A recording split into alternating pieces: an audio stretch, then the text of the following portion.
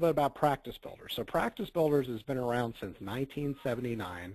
We are based in Southern California, and we are considered the most highly respected and the oldest and best, and that the best comes from me, but think tank for medical and dental, private medical and dental practices across the United States. And we've been helping practitioners just like yourself. In fact, we've helped over 15,000 clients in every different specialty in every different state in the United States on outreach efforts to their patients, on how to better engage your staff, on referral methods, on every type of marketing that you can imagine, both offline and online, social media, websites, you name it. And then, of course, what we're going to talk about today is how your reputation, how you're perceived online, and the impact that that's having right now, and then kind of where we're going in the future with that. With you know, where are these review sites going as we move into this brave new world of people being able to write whatever they want to about you and the whole world being able to see it.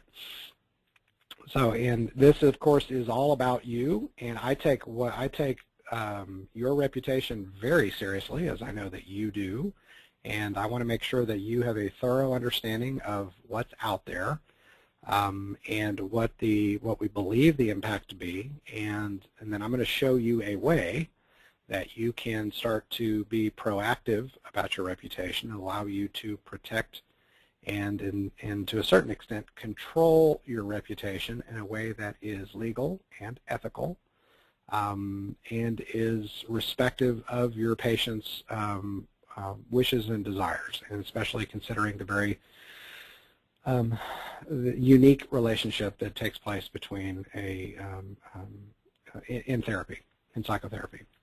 Well, that did bring me to a question that I have. Sure, go ahead. How many psychiatrists have you worked with? Me personally, I want to say 4. Okay.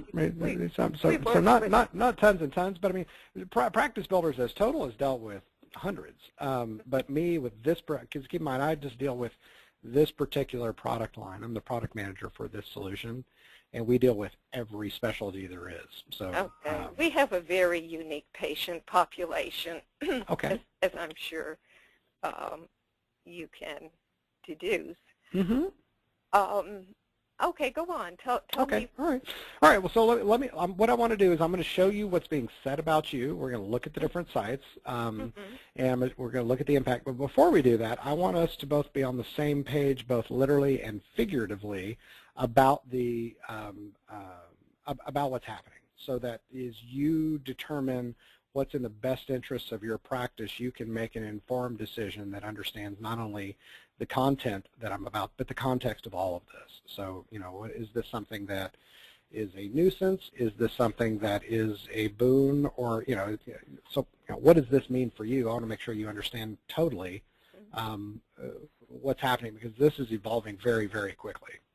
And one of the things I just want to leave you with, and this was written by one of the most respected doctors in the United States, talking about, you know, what's the big deal about your online reputation. And I think this is this is the best example that I know that speaks in a language that doctors can appreciate, in that this is about more than just what patients are reading about you online. This is about how you're becoming known in total to anybody and everybody, and the fact that this has become so pervasive and this has become so powerful that you can't be passive about this. And there are certain, there are certain constraints, and there are certain opportunities that present itself with what's happening now. So we're going to kind of delve into those. But, okay. But you know, by virtue of the fact, Dr. Cox, that you have an MPI number, you are listed on about 100 different review sites right now. And on most of those review sites, the information that's listed is, or the reviews that are left for the most part anonymously. There are a few review sites where people are given some opportunity to say who they are, but even then they can make that information up. And even if you did know who it was a patient, you know, HIPAA compliance and privacy laws prevent you from responding in kind and divulging doctor-patient confidentiality and things of that nature. So your hands are kind of. Well, how do we know that these reviews are legitimate, that they're actually being made by patients? We don't. It could be from a rival practitioner or Absolutely. It someone. could be a disgruntled employee. It could be Yes. from a disgruntled spouse. It could be from the moon. It could be from anybody. So Yes. we don't know. That is, and if you think about that you kind of help me transition to the next slide is that these are anonymous quote-unquote patients that just like you and I are sitting in front of a computer right now, they can say anything they want and influence your very livelihood. So especially considering the idea of, trust with any doctor is crucial. With you, it is sacrosanct. And so the fact that people can say anything they want about you, and you can't defend yourself in kind, put you in a very precarious position. And because of that, looking at this from a business perspective, being passive, just allowing these things to go on without taking any action. Now, what action you take is, of course, yours to decide, but taking no action, you are inviting disaster because of just what you described a moment ago.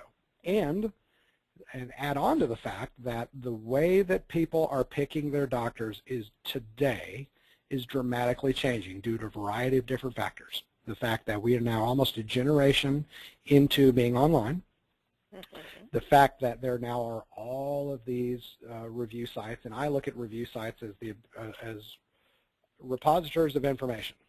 And again, I use the term information lightly. But the fact that these sites are being found by Google, and people are, in what this study that came out of, it was published a year ago, says that the way that we're looking for doctors is dramatically changed. About 80% of patients are going to look you up on Google, and we're going to do that here in a second. And if I look you guys up on Google, I'm not do you have a website? I'm curious if you do. Yeah. You do, okay. Well, the website isn't found very easily under your name, but even if it was the best index site on Google there's a limitation with websites. They're largely static entities. They're going to look, your website's going to look exactly the same tomorrow as it did yesterday. But these review sites, if you think about them, is they're able to capture reviews on the fly as they capture, and these review sites are indexed in such a way that they're associated with you, and so if I type in your name, it shows up. So every time a new review is written on any of these sites, especially one that's never had reviews before, voila, it comes up on Google, and increasingly, this is what patients are making their determinations about who their doctor is going to be. So you're like, oh, okay, so I'm almost done with the bad news, if that's okay.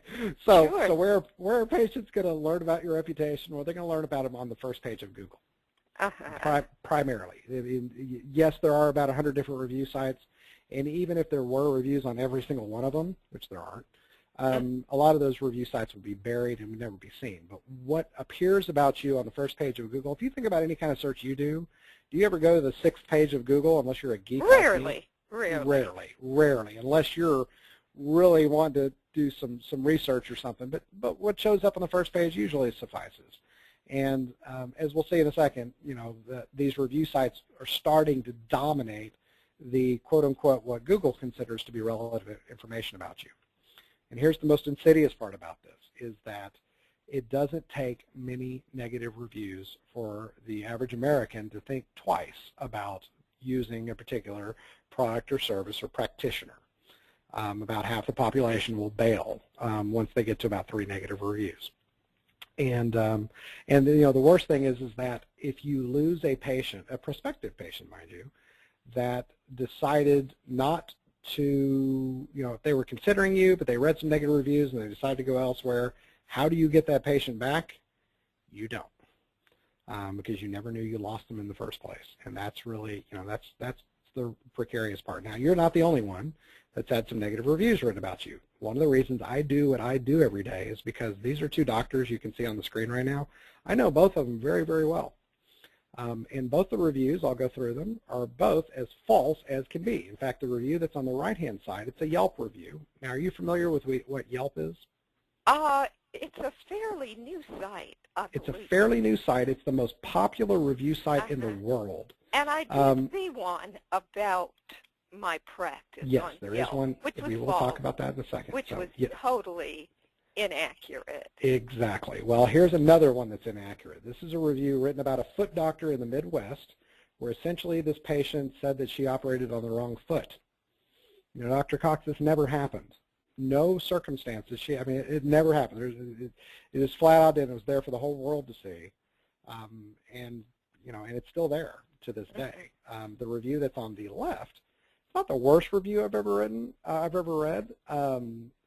But the problem I have with it, it's written about my doctor, my GP that I've gone to for 13 years. All 4 of my children have gone to see him.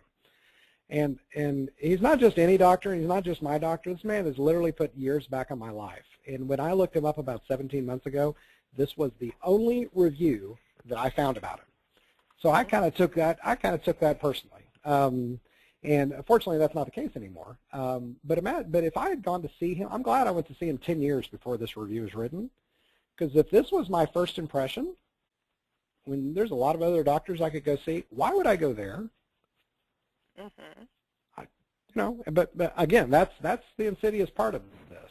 Now, Yelp is one of those unique sites where you could do this right now if you wanted to. You could go and respond to what the patient wrote. However, I don't even need to tell you this, but you're going to be shocked when you're going to see what this doctor did in response to what this patient wrote. This is a review written about a highly respected dentist in Southern California, very sought after. And this patient essentially wrote a manifesto, went on paragraph after paragraph. I've only shown the first few lines of the review, and the dentist said, you know what, this is ridiculous. This patient has no idea what she's talking about. I'm going to set the record straight. I'm going to tell the truth. So he did. But I've highlighted and circled what he did wrong. He actually acknowledged that this was his patient. Oh yeah, and by the way, she had herpes. So let's set aside the whole HIPAA and patient confidentiality. Let's just set that aside for a second. And I know, Dr. Cox, that you intentionally didn't go to law school. So the idea of having an adversarial relationship with your patient is antithetical to what you do. And yet it is what you can feel pushed into when you're being maligned in such a way. And really the moral of this story is don't take matters into your own hands. And this is why we built our solution called My Practice Reputation. It allows you to do 2 very important things, and it's as simple as this. I'm going to show you, you now have the ability to protect the practice through mitigating and controlling what's being up on these review sites. I can't. I wish I could, but I cannot make the negative reviews already written about you go away. They're still going to be there. But what I can show you is the way to reflect the truth. That even though these reviews are probably not patients, we don't know who they are, but even if we took every negative review you have and totaled them up, they probably don't add up to even more than a day's worth of patients, and you've seen thousands. And if we just make it simple, we can actually reflect the truth and have and here's the best part about this, is that because patients are doing their quote-unquote research, if we can fill these review sites up in such a way that where patients are able to tell their stories in a way that it conforms with the ethical guidelines that you have and that patients have to abide by. If we can have those stories be told, then it obviously can be a tremendous referral tool. In fact, the best referral tool you'll ever have in your career is through these review sites. So, and I'll show you how we do that in just a second. But as far as what our solution does, it allows you to monitor what's being said on these review sites, and that's what we're going to look at. In just a second, I'm going to pretend like I'm one of your patients, and I'm going to write a review.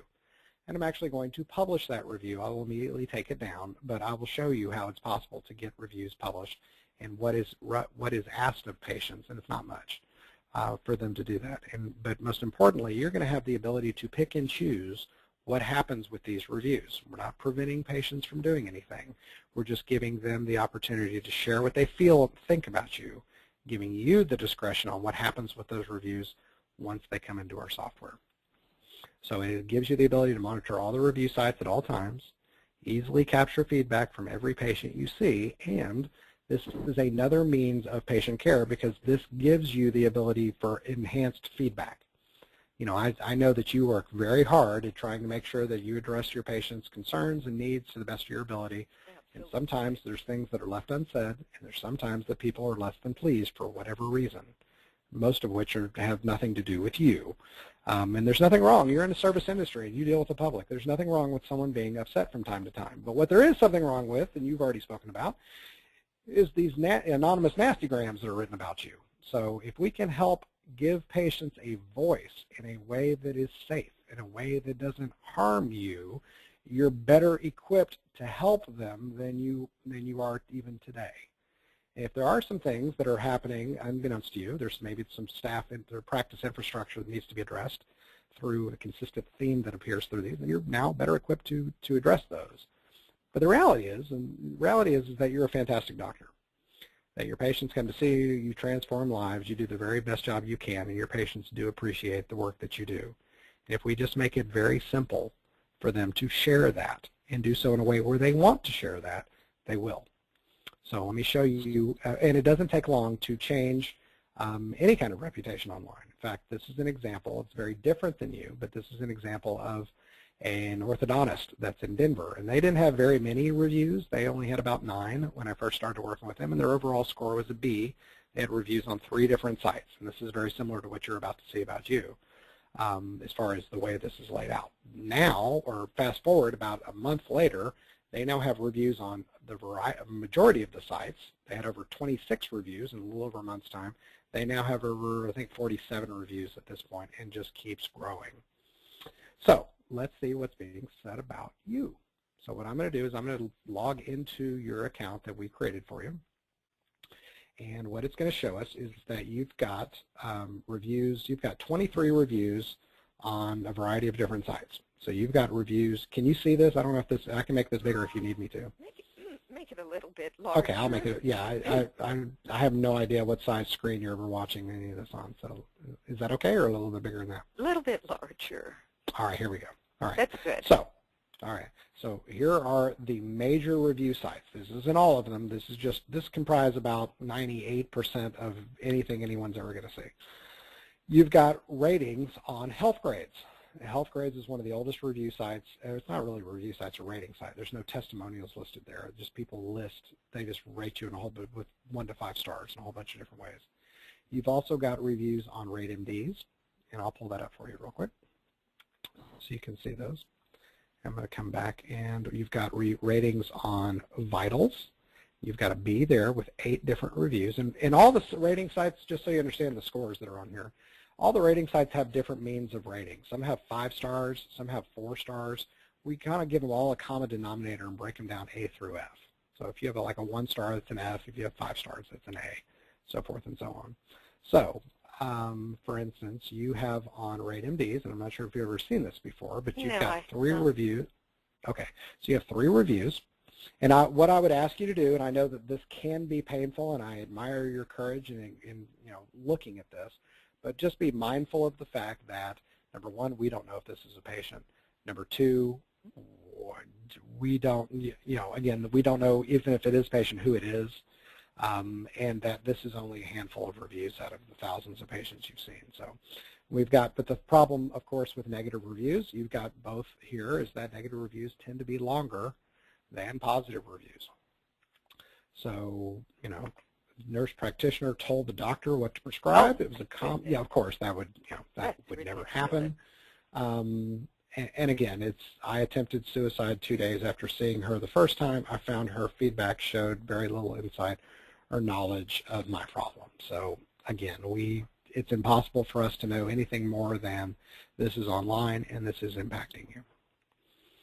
Of course, the review site that you are already familiar with is your review, this review from a Morgan F.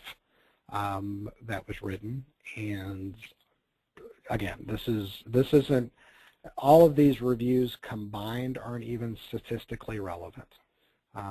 There's so few reviews. It's just that it is having an impact, because if I do a Google search for you, which, again, that's what a lot of people will be doing.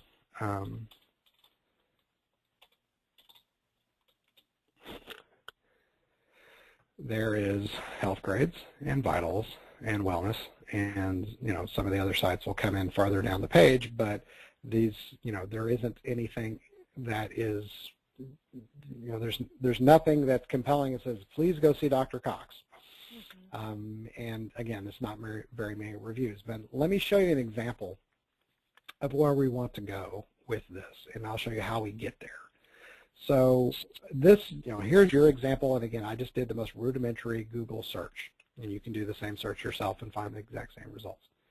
I'm in Austin, Texas, and there's a number of orthodontists that are around here. My kids are of the age where they need an orthodontist, so I just did 2 searches. I just picked 2 doctors at random, happened to see what came up, and here's a Dr. Sura who essentially has no reputation. So he's got his website comes up, and there's a couple of other things, but really nothing about him. Now, contrast that with this Dr. Koenig, who has an impeccable reputation. He's been working at it for quite some time. And when I look him up, again, all I just did is a rudimentary search. He does the same thing. He's about just as far away from me. And it's dramatically different in the eyes, the perception of anybody that's going to look him up. So what do I see? I see his website, see it's indexed pretty. He's got 26 reviews on Google. He's got 5 stars and 20 reviews on all the major review sites. So what does that tell me if I'm looking for an orthodontist? Well, it tells me that Dr. Koenig, of course, is good and he is popular. Everybody else says he's good, so he must be good, right? And he has a connection with Google. And his patients have diligently been writing reviews about him. So does that mean he's any better than the other orthodontist? Oh, of course not. But the perception is that he's a rock star. And he's been proactive about this. So and let me just show you the way that we engage patients. So what I'm going to do real quickly is I'm going to tell my practice reputation. I'm going to make my office your office for a second. I'm going to register where I am right now and say that I'm in your office, and I'm just going to put in John's. I'm just going to tell the computer that a review written in my office is actually in your office, and we'll undo that here in just a second. But there are 2 ways that we're able to capture reviews from patients. One is on a device in the office. So you could hand a patient, and I've got several therapists or psychiatrists that do this, where they're able to hand them a device, and it looks essentially like this.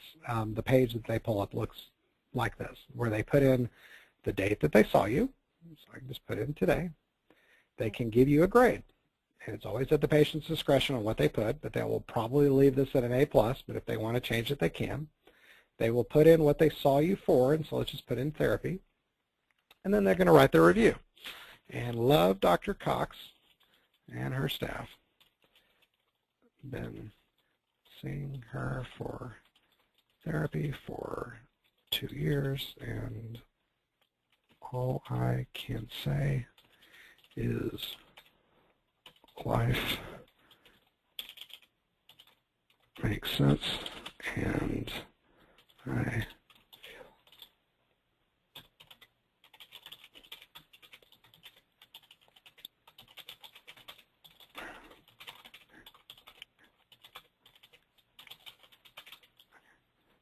Anyway, so they write whatever they want. We never give patients any templates, any direction, any coaching on what they want to write.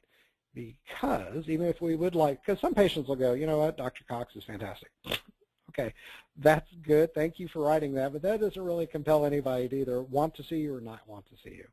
But it's in the differences in what each patient writes and how they choose to express themselves that when it comes to publishing these reviews and finding them online, they will appear to be authentic and valid and genuine because they are. And then finally, we give patients the discretion on if they want other people to read the reviews. And then finally, we give them the level of anonymity they so choose. So what I'm going to do is I'm going to put in my first name, last name, my email address. I'm going to hit Save and Proceed. Then it's going to ask me, John, if you authorize other patients to read your review, your display name will be shown with the text of your review. If I want to make myself anonymous or relatively anonymous, I can. And then we submit my review. It asks me if I want to ask some more detailed questions, which I'll actually show you very quickly. We do ask questions across a variety of different parts of the practice, so questions about you, and they can change those if you want. Then we go on to ask about your staff, then about your facility, and then finally about the therapy. I ask a couple of questions about that, and again, you can just skip right. They can skip right through this if they want to, or they can carefully consider each one, and then just about your specialty, and then I'm done. So that's the more detailed version of what the patients can write, and again, it took less than 2 minutes. Okay. And so if you decided this was some, go ahead. This is a review form which you generate, is that correct? Which is generated and is displayed to the patient on an electronic device in your office. So it could be a simple laptop. It could be a kiosk that they sit in front of. So you've got a desktop computer. It could be an iPad. It could be a tablet. It could be literally anything that you feel comfortable with.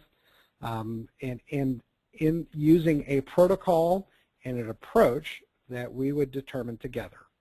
So we would determine on what patient visit would it be appropriate to get feedback from the patient. So, obviously if it's their first visit, they haven't even seen you yet, and they're waiting in the waiting room, do we want to ask them for a review then? No, of course not. But if you've gotten to a point in the treatment where you think that they are informed enough to make a qualified judgment about the quality of care that they've received, then it would be appropriate. And then at whatever other frequency after that, means usually no more than once every 6 months, you want to ask them for treatment or ask them for to give an evaluation of their care. So it's very simple what the patient has written or what the patient does, and they're always in charge of what they write, how it's used, and how their name is displayed. So now that the patient has written that review, it will come up as a new review. So here's the review that I just wrote. It has not been published anywhere. The only place in the universe it exists is inside of our software. So there it is. And at this point, you have a choice about what you want to do. If you don't like them, the other reviews that are on here, these are the reviews that are on the review sites right now. So it's just showing you every review that it's found. So it's found all the other ones that are online, plus the one that I just wrote through this solution. Does that make sense? Yes. Okay. So at this point, we decide what we want to do with the review. If we want to discard it and be done with it, we can. If we want to save it, which I'm going to do here, go ahead and save the review. And then it asks us, what rank do you want to give the review?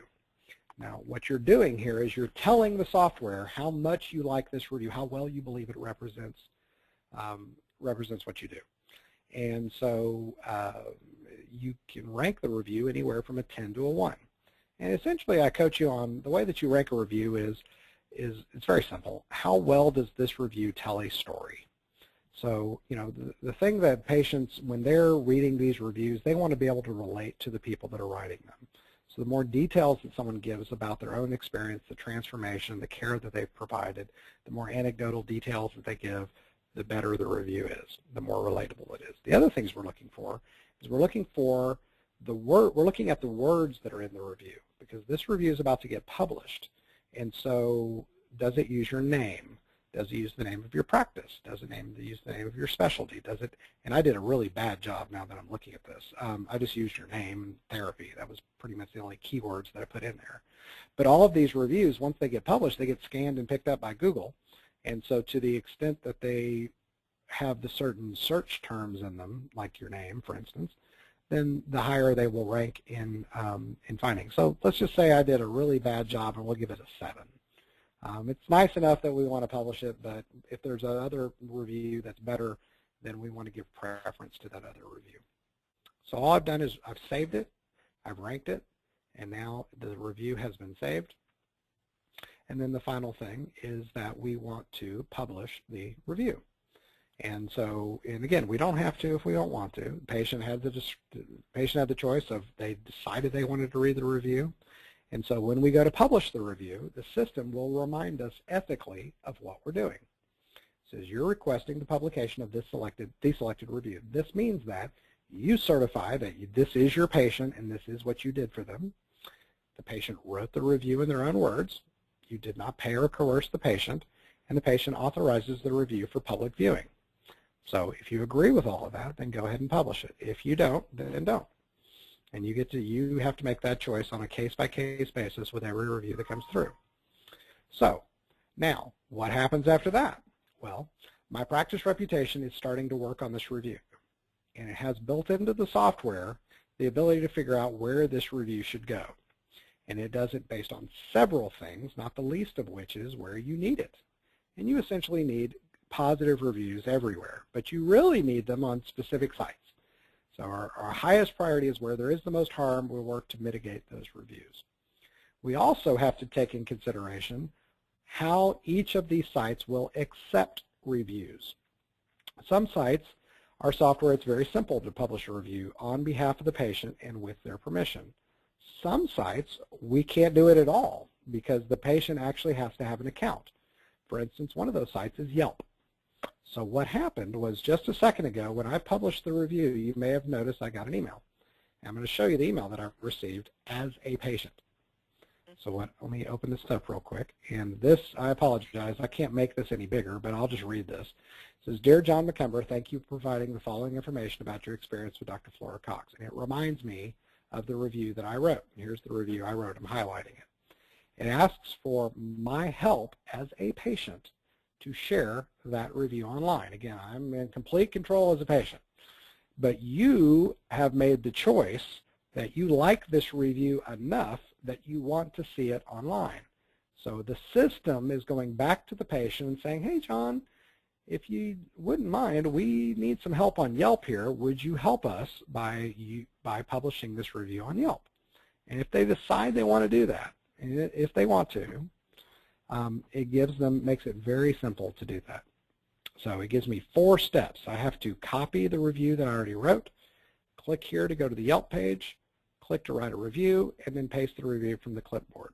So here's what I'm going to do. It takes all about 10 seconds to do it. I click on that link, it copies the review. I click here, it takes me to your Yelp page. Once I get to your Yelp page, I click write a review.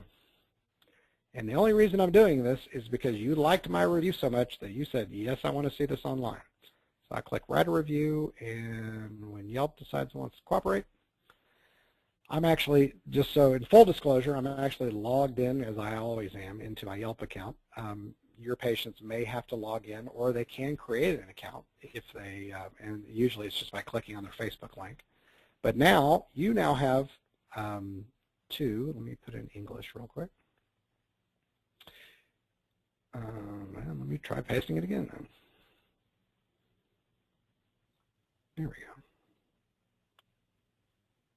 And voila, now if we look you up on Yelp, if I do a search for you, I refresh the page that we saw this absolutely awful one before, we now do a search, you now have 2 reviews, and you've gone from an F to a C with 2 reviews, and then of course you can add more as you go through time. And the system will continue to keep recommending Yelp unless and until you have an adequate score, and then it'll work on the next best site.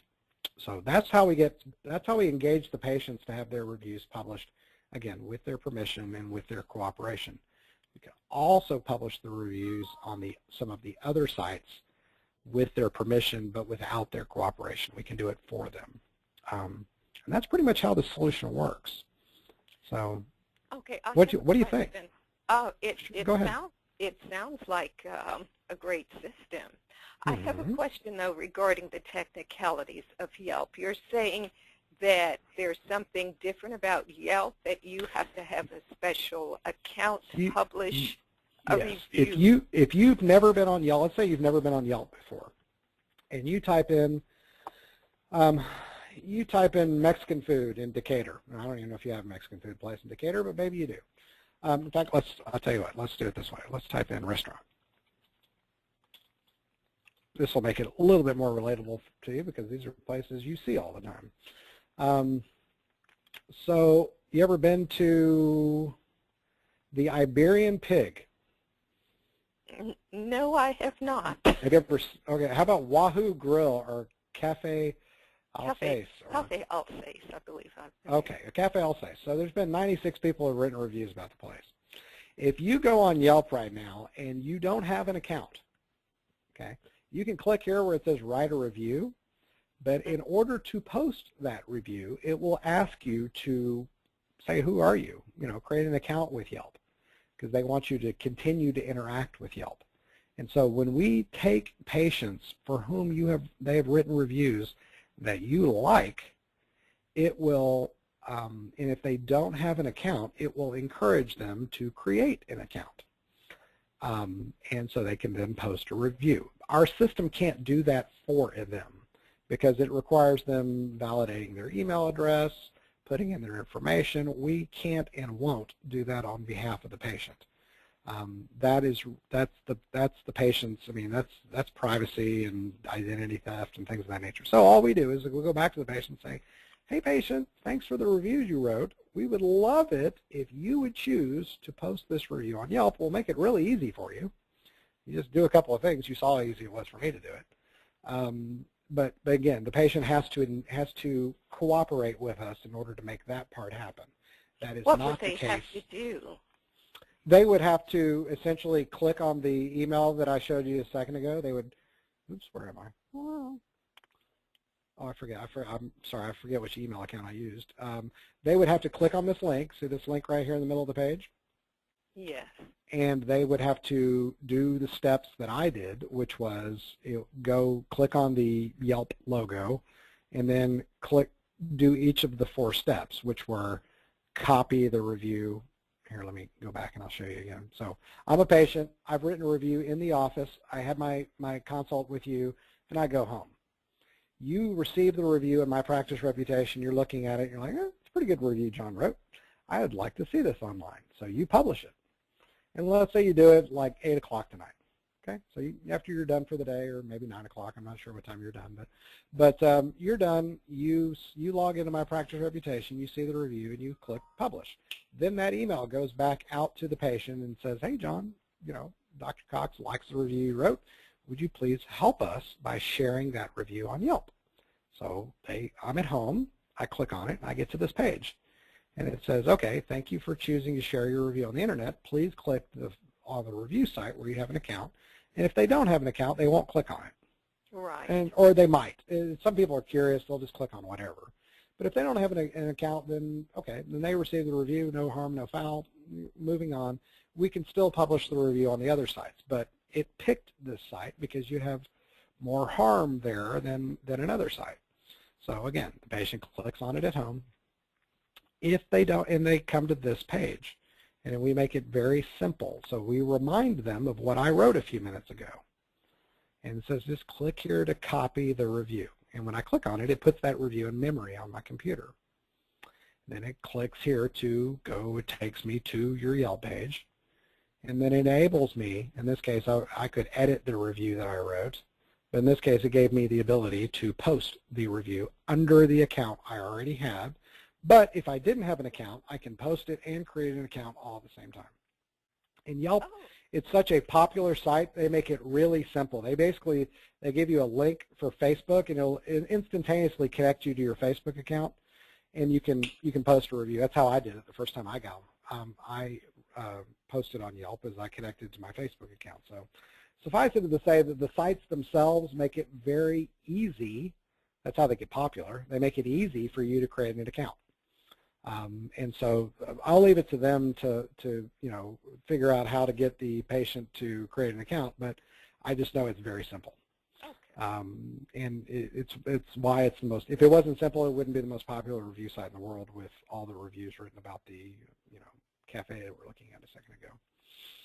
And that's what happens. So so now someone's got, and again, I will, if you want me to, I'll remove this review, and we'll just leave this nasty one sitting there. But if you want me to leave it there, I will.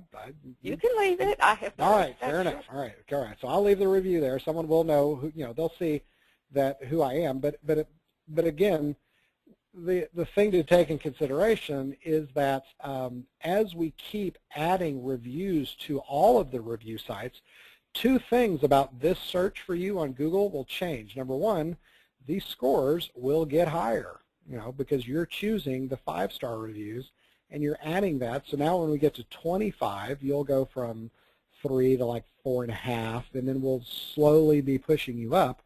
The other thing is that if I click on this link for you and I go to this page and I read these reviews,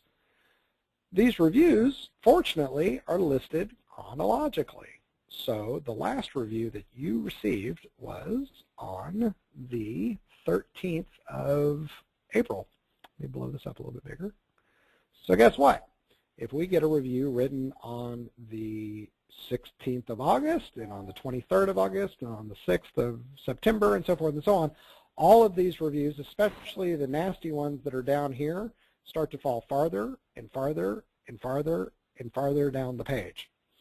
And so that's how we're able to protect and improve your reputation all at the same time, because we make it harder and harder to see these reviews, because the average, only 60% of the population will actually scroll down the page. And even if they do, if I've read 15 positive reviews about you, do I want to go ahead and look for the 19th and the 20th review? Maybe, but probably not. And all we have done, if you really think about it in the grand scheme, all we have done is we have leveled the playing field. We have given more opportunity to the patients who love and respect you, but just for whatever reason don't think to or not prompted to write a review about you. Okay, we just made it easier for them to do it. So we're showing something that's more akin to the truth, because we're not preventing anybody from writing a negative review about you. They can do that at any time if they want to, as they have. But we are enabling the patients that love, respect, and admire you to share their story as well. And that's it. Okay. Okay. So now the last thing, you're like, all right, so what does this cost? Well, before I show you that, one other thing that you can do is, as patients write reviews and you select them for publication, you can list them on your Facebook page. I don't even know if you have one or not, but if you do, no, you can list those. Do you have a Facebook page? No. You don't. Okay. Well, we could talk about it again if you want to. That'd be another conversation. One. Yeah, I had one, and it is not active.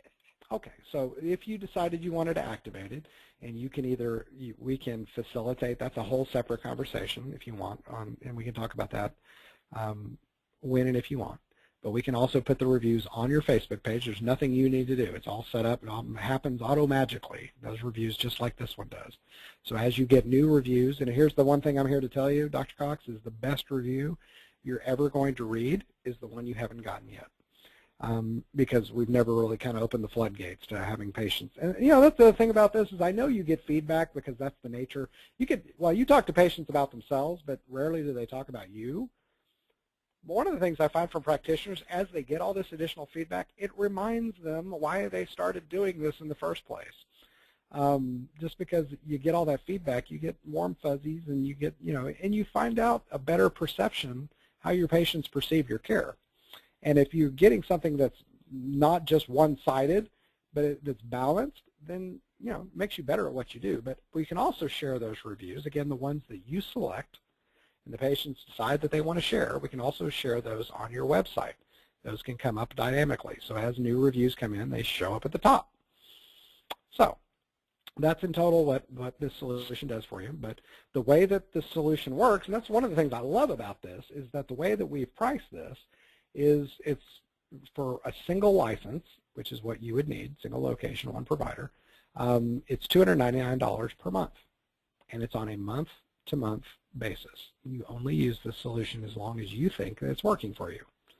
And here's the thing. If you decide you want to do this for 6, 8, 12 months, and after you get dozens, maybe hundreds of reviews, and you say, John, I really appreciate it. I look dramatically better. Thank you very much. I just don't want to do this anymore. I say, okay, that's fine, Dr. Cox. And guess what happens to all those reviews? You get to keep them. They don't go anywhere. So the ROI on this, the return on investment for this, increases over time. So this makes you aware of any new reviews that are out there, any poor reviews. We bring you up to speed on those immediately. We place the reviews where you need them, when you need them, by the software doing it. You don't have to do anything. We post them on both your Facebook and on your website. It dramatically improves the number one way patients are researching you, which is on Google. And we provide you with the setup with an iPad where patients can actually write the reviews in the office. And you do it as long as you want, and that's it. Interesting. Okay. Question. Go ahead. On the fee chart, $2.99 per month for one license. Why is it cheaper for more than one license? Well, that's a little misleading. It is on a per practitioner basis. So if you have 6 doctors with you, it's $2.59 per doctor. I just tried to. I see.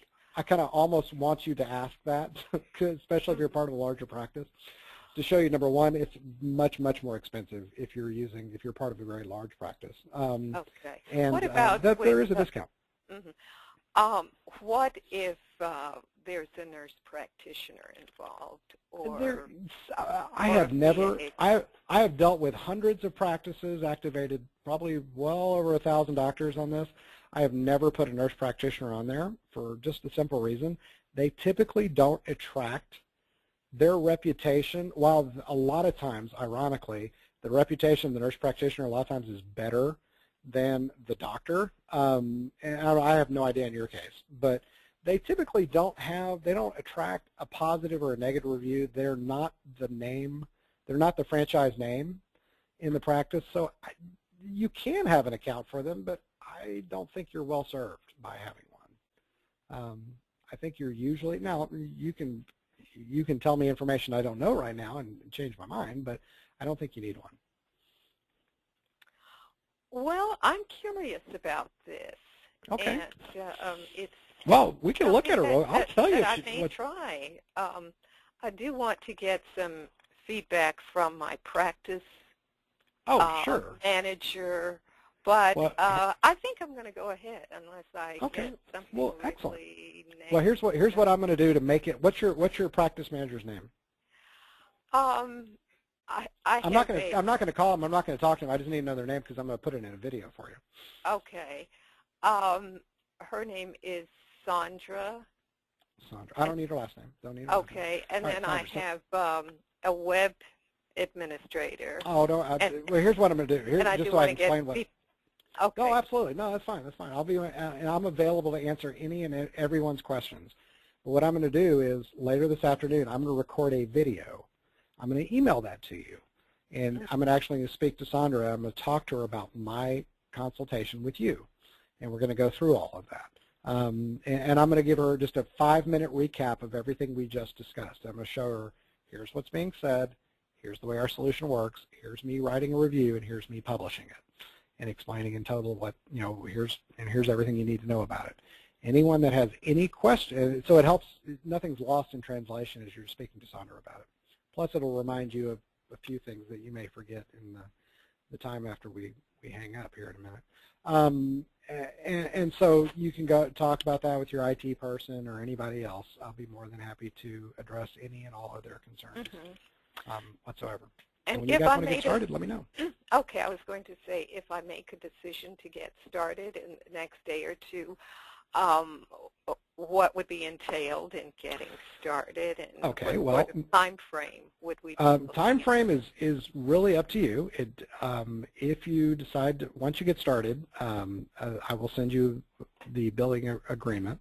We will immediately order your iPad and ship it to you, and then we will schedule training. Training takes about 30 minutes in a session just like this, where I walk through how you set up the iPad, how you engage the patients, how you process the review, and answer any questions. And then one of the most important things we need to do, and I'll do this with Sandra, is we will go through these review sites and make things like the insurance that you accept, making sure that that's accurate, because I'm going to bet money that even though you probably don't know all the ins and outs of the insurance, but I'm pretty sure that you accept more than 4 kinds of insurance. Oh, absolutely. And it's on my website. I don't know how they got that list. Yeah, no. It's not you. It's every practitioner in the country. These sites set up profiles for every practitioner there is, and they use it from databases. It's not like they call you and ask permission. They just publish the information. But there's information out there. Just as your reputation is being damaged, these sites are also damaging you by having inaccurate information. And I work with Sandra to make sure that that's addressed and fixed, so that you guys are not losing patients because they're going on here and going, well, she sounds great. I've heard nice things about her, but she's not on my network, so I'm going to go somewhere else. So there's things like that we need to address, but all of that's taken care of in the training. All right. Okay. There was one other question that I had, and oh boy, go ahead. It just It's about. Yeah, about placement in Google. Oh, okay.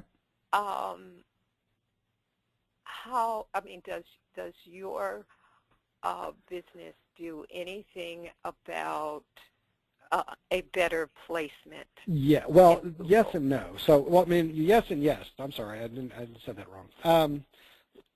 So there's two things at play here. Number one, and let me just, I'll give you just the down and dirtiest part of what you need to know about Google. Google, so here's, I did a slightly different search for you, and some different sites I think came up than what came before, but these sites appear in a simple Google search for you for two reasons. Number one, these sites nationally are very, very popular. So Healthgrades is a huge site, so is Vital, so all these, because they rate all the doctors in the country. So once there's information about you on that page, and as there's more and more content keeps adding, like a new review, something changes on the site, it becomes more relevant, so it pops up. But the thing that's conspicuously absent here is your own website. So we have a separate service that is called Search Engine Optimization that I'll connect you with. Once we get you up and rolling on My Practice Reputation, it's a separate service that you can have a conversation with the appropriate person at Practice Builders about that, and you can consider services for that, because your website is not, I mean, that's the one thing that's why I asked if you had a website, because I'm like, I'm not finding it. And I should find it very easily. Yes, you should. Yes, you should. And that's been a concern, that right. My website doesn't pop up, because I have a nice website. I'm sure you do. I'd love to see it. I just couldn't find it. So, unless I knew specifically what to type, but I'm... Yeah, if you type in Wisteria Wellness Center. All right, well, let's do that. .com. Oh, well, here, let's do it this way. Let's just type it in Google. There it is. Ta-da. It is a pretty website. What is it about purple that calms people? But no, it's a great website. It's great. It just needs to show up under your name too. So, but yeah, that's a separate conversation. But the sheer act of making sure that no matter how someone types in your name or types in the name of the practice, we want to make sure that the websites come up appropriately. Because, for instance, there's Yelp. Now, it's still only showing one site because it will show two soon, but there's wellness and whatnot. So, but again, two different things. Improving your reputation and getting patients to write reviews and us publishing those reviews, that in and of itself will improve the way you appear in a Google search, but we also need to talk about what can be and should be and who should do getting your website up to speed so it appears properly as well. Because even this isn't the way it should show up. The way I showed you earlier with that, this is the way your website just shows up with a simple listing. The way it's supposed to show up is like I showed you with Dr. Koenig a few minutes ago. I saw that it was broken down. It's broken down so that no matter what I'm looking for, if I'm interested in Invisalign, I go directly to that. I don't go to the home page and then try to root around. I go directly to his Invisalign page. Yeah. So you want to make sure that your website is indexed properly so that Google can bring out the relevant content. So if someone's looking up, they're like, okay, well, Wisteria Wellness, I don't even know where the place is. I want to go to their map. They're like, I don't want to just, root around the website and hope I find a map. I'm like, I type on Google, show me the map. So it does things like that. Okay. So I will make sure that, let me record this video. I will let the powers that be contact you. His name is Tony. He also deals with our Facebook stuff, so he deals with search engine optimization, SEO, as well as our Facebook, and you'll talk to him in the next few weeks or so when you can make time for him. But let's see if we can make a concerted effort to address this, and we'll talk about the rest of it as time goes by. Okay, well, I am interested. Good. Because this is a small practice, you know, we are cash strapped. Sure. So, you know, if the figures look okay and I can work it out, good. I'm definitely interested. Excellent. Well, I hope to be of service to you. Let me record that video. I'll email it to you shortly. What email addresses? I've got the one that I sent you the invitation to, but is there another one that I need to send it to? Yes, send it to my personal email. I think you sent it to the business. Let me see. I don't even remember what I sent it to. One second. Yeah. Let me pull up what I... You sent it to Wisteria Wellness. I sent it to, yeah, I sent it to their Comcast. So what's the other one I need to send it to? Send it to DRFDC, like doctor, and then my initials, FD as in Denise, C. Right. At Comcast.net. At Comcast.net. All right. I will send it to both. And if you have any questions or anyone has any questions, my contact information will be at the bottom of the email, and I'll be more than happy to answer and address any concerns you have. All right. All right. Well, this has been informative. Good. And I think that it could be very useful, very beneficial. I wholeheartedly agree. I don't want to, because I can tell you right now, you're losing patients as a result of this, and that's. But I can ahead. tell you this, John. My practice is full. I am currently closed to new patients, so it's not really hurting me. Well, I've been in practice for so long that I get a lot of word-of-mouth referral. And your word-of-mouth referrals are usually positive, or they wouldn't refer them. So that's how I generate the majority of my referrals. But still, I'm concerned about my reputation online. I think it's very good in the community. But it could be better. It could be better with this edition. Good. Well, I look forward to helping you in that regard. And so I'll send that to you, and then we'll see if we can, if you guys, if the money makes sense to you, then we'll move forward. Okay. John, just tell me what the initial outlay is. Did I see a the initial outlay is let me go back up. So there is the setup fee of it's $9.99. It's a one-time fee. It also includes the purchase of the iPad. So that's all embedded within that. Then that gets you integrated with all the sites. That covers all your training, all the setup. There's a lot of work that I've got to do with your staff to get everything the way, the websites, everything the way they're supposed to be. So that takes care of that. Then the fee for the service is $2.99 per month. It's billed once a month, and you're welcome to stop it at any time. You just call us. You have a 30 days notice and say, we don't want to do this anymore. And you do that as long as you want. Okay. And the price will never change. It will never go up. It will always be the same. Okay. And no contracts or? There is no contract. It's literally month to month. Okay. All right. Thank you so much, John. This has been very informative, and I will be speaking with you soon. Good. Look forward to it. You have a great day. You too. Bye-bye. All right. Thanks. Bye.